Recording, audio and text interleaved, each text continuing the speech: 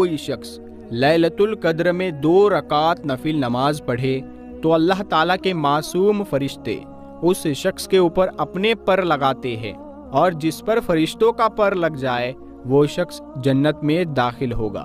سبحان اللہ۔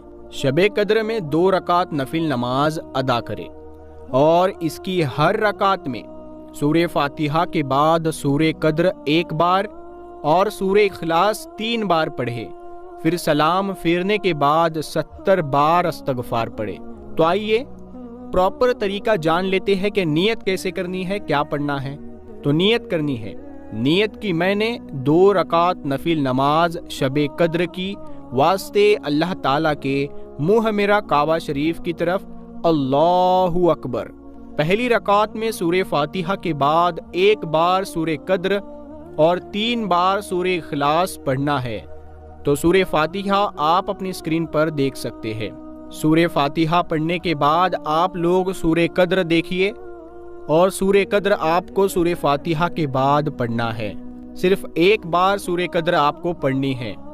سورہ اخلاص، اس کے بعد آپ کو سورہ قدر کے بعد سورہ اخلاص پڑھنا ہے۔ سورہ اخلاص آپ کو 3 مرتبہ پڑھنا ہے، یعنی پہلی رکعت میں آپ نیت باندھیں گے، پھر آپ سورہ فاتحہ پڑھیں گے، پھر آپ سورہ قدر 1 مرتبہ پڑھیں گے، پھر 3 مرتبہ سورہ اخلاص پڑھیں گے، قل هو اللہ احد، یہ 3 مرتبہ اس سورہ اخلاص کو آپ پڑھیں گے۔ پھر دوسری رکعت میں بھی سورہ فاتحہ کے بعد 1 بار سورہ قدر اور 3 بار سورہ اخلاص پڑھیں گے، پھر سلام پھیرنے کے بعد استغفار پڑھیں، استغفر اللہ ربی من کل ذنب واتوب الیہ، اس کو آپ پڑھیں گے۔ نمبر 2، پھر اس کے بعد 4 رکعت نفل نماز ادا کریں۔ 2 رکعت نفل نماز کے بعد آپ لوگوں کو 4 رکعت نفل نماز ادا کرنی ہے۔ ہر رکعت میں سورہ فاتحہ کے بعد 1 بار سورہ قدر اور 1 بار سورہ اخلاص پڑھے، پھر سلام پھیرنے کے بعد 70 بار درود شریف پڑھنا ہے۔ انشاءاللہ اس نماز کے پڑھنے والے کے حق میں فرشتے دعا کریں گے۔ سبحان اللہ۔ تو آئیے اس کی نیت جان لیتے ہیں جو 4 رکعت اب ہمیں پڑھنی ہے۔ تو اس کی نیت یہ ہوگی کہ نیت کی میں نے 4 رکعت نفل نماز شب قدر کی واسطے اللہ تعالیٰ کے منہ میرا کعبہ شریف کی طرف اللہ اکبر۔ پہلی رکعت میں سورہ فاتحہ کے بعد 1 بار سورہ قدر اور 1 بار سورہ اخلاص پڑھے۔ سورہ فاتحہ آپ کی اسکرین پر آپ کو دکھائی جا رہی ہے، آپ اس کا اسکرین شاٹ لے سکتے ہیں۔ پھر اس کے بعد آپ کو 1 مرتبہ سورہ قدر پڑھنا ہے، یعنی انا انزلنا، یہ بھی آپ کو آپ کی اسکرین پر دکھائی جا رہی ہے، آپ لوگ اس کا بھی اسکرین شاٹ لے لیجئے گا۔ پھر سورہ قدر 1 مرتبہ پڑھنے کے بعد آپ کو سورہ اخلاص یعنی قل هو اللہ احد صرف 1 مرتبہ پڑھنا ہے، پھر رکوع سجدہ کر کے دوسری رکعت بھی سورہ فاتحہ کے بعد 1 بار سورہ قدر اور 1 بار سورہ اخلاص پڑھنا ہے۔ دوسری رکعت بھی آپ کی ہو جائے گی۔ پھر تیسری رکعت میں بھی سورہ فاتحہ کے بعد 1 بار سورہ قدر اور 1 بار سورہ اخلاص پڑھنا ہے۔ پھر چوتھی رکعت میں بھی سورہ فاتحہ کے بعد 1 بار سورہ قدر اور 1 بار سورہ اخلاص پڑھنا ہے۔ پھر 4 رکعت آپ کی ہو گئی۔ پھر سلام پھیرنے کے بعد آپ لوگ درود شریف پڑھیں گے۔ جو درود شریف آپ کو یاد ہو آپ وہ درود شریف پڑھ سکتے ہیں، یا آپ کو یاد نہ ہو تو آپ صرف صلی اللہ علیہ وسلم اتنا بھی کہہ سکتے ہو، یہ بھی ایک چھوٹا سا درود شریف ہے۔ تو آپ کو درود شریف جو پڑھنا ہے وہ 70 بار پڑھنا ہے۔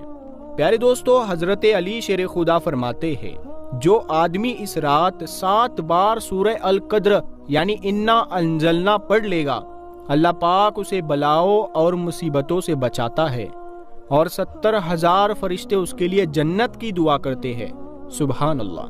حضرت عائشہ رضی اللہ تعالی عنہا سے روایت ہے کہ میں نے عرض کیا، یا رسول اللہ صلی اللہ علیہ وسلم، اگر مجھے معلوم ہو جائے کہ شب قدر کون سی رات ہے تو کیا دعا کروں؟ آپ صلی اللہ تعالی علیہ وسلم نے فرمایا، اللہم انکا عفو کریم تحب العفو فاعف عنی، اے اللہ تو معاف کرنے والا ہے اور معاف کرنے کو پسند فرماتا ہے، تو مجھے معاف فرما دے۔ شب قدر کیوں مناتے ہیں، یہ سوال ہمارے دلوں میں تو ضرور اور لازمی اٹھتا ہے، کیونکہ ہمیں بچپن سے یہ بتایا گیا ہے کہ شب قدر کی رات جاگ کر جو بندہ اللہ کی عبادت کرتا ہے، اللہ اس سے خوش ہو کر اس کی مغفرت کر دیتا ہے۔ اسی لیے آج ہم آپ کے سامنے اس کے پیچھے کی وجہ لائے ہیں۔ شب قدر کو منانے کے ایک نہیں بلکہ ہزاروں وجہ ہے، جن میں سے کچھ ہم آپ کو بتانے جا رہے ہیں۔ آپ اسے دیکھیں اور عمل کرنے کی پوری کوشش کریں۔ شب قدر کو منانے والی رات نہیں، بلکہ اللہ کے سامنے جھک کر اسے راضی کرنے اور اس سے مغفرت طلب کرنے کی رات ہے، جسے ہم ضائع نہیں ہونے دے سکتے ہیں۔ ہمیں اس رات کو جاگ کر اللہ کی تہہ دل سے عبادت میں لگ جانا ہے اور توبہ کرنا ہے، اپنے گناہوں کی توبہ کرنا ہے۔ اس کی کچھ وجہ ہم نے آپ کو بتائی ہے۔ اس رات قرآن کی پہلی آیت پیارے نبی صلی اللہ تعالی علیہ وسلم پر نازل ہوئی تھی، جبرائیل علیہ السلام کے ذریعے اللہ کے حکم سے۔ اسی لیے ہم اس پاک رات کو اللہ سے معافی مانگتے ہیں اور تیسرے عشرے کی دعا پڑھتے ہیں۔ اس رات کو اللہ سبھی انسانوں کی سالانہ قسمت لکھتا ہے۔ جو اللہ کی عبادت سچے دل سے کرتا ہے، اس کی قسمت چمک جاتی ہے۔ فرشتے اللہ کے حکم سے سبھی امت محمدی کی قسمت لکھتے ہیں۔ اس رات کو اللہ اپنے بندوں کی معافی قبول کرتا اور ان کی مغفرت کر دیتا ہے، ساتھ ہی ساتھ انہیں ہدایت بھی دیتا ہے۔ رمضان کے پاک مہینے میں ہی قرآن مکمل نازل ہوئی تھی ہمارے پیارے نبی پر، اسی لیے اس رات کا عہدہ کافی بڑا ہے۔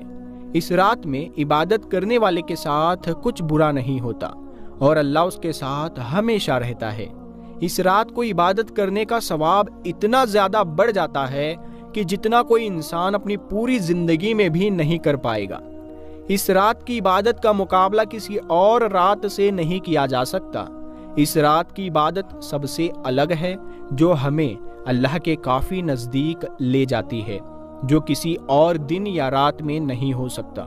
شب قدر کی رات پیمائش کی رات ہوتی ہے، جس میں جاگ کر اللہ کی عبادت کرنے والے بندے کو کسی سوال کا جواب ڈھونڈنے میں وقت نہیں لگتا اور نہ ہی اس میں دماغ خراب ہوتا ہے۔ اسی لیے اس رات کو پیمائش کی رات بھی کہتے ہیں۔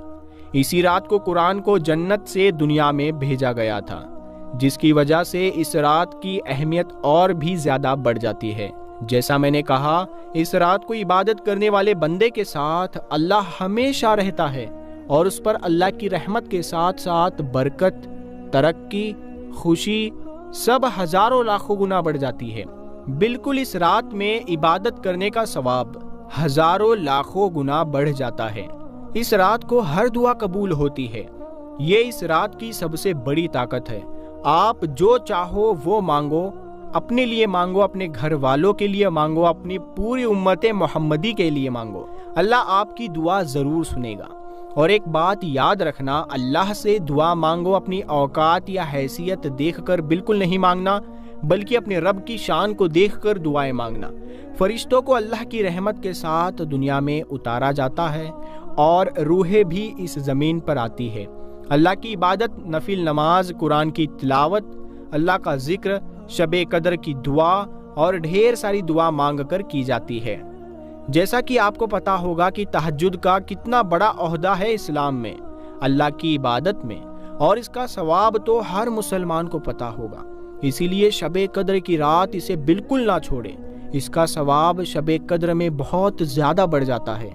رمضان کے تیسرے عشرے میں اعتکاف میں بیٹھا جاتا ہے، کیونکہ رمضان کا تیسرا عشرہ بہت ہی پاک ہے، اسی لیے اعتکاف میں ضرور بیٹھے۔ اگر آپ اللہ سے اور بھی زیادہ نزدیک ہونا چاہتے ہیں، اعتکاف کا ثواب بہت ہی زیادہ ہے۔ جب انسان اپنا گھر بار، آرام کی زندگی چھوڑ کر اللہ کا ہو جاتا ہے پوری طرح سے، اور شب قدر کی اہمیت اور طاقت سورہ القدر میں صاف صاف بیان کیا گیا ہے۔ اللہ پاک ہم سب مسلمانوں کو اس مبارک رات کی برکتوں سے نوازے اور اپنی عبادت کی توفیق بخشے، آمین یا رب العالمین۔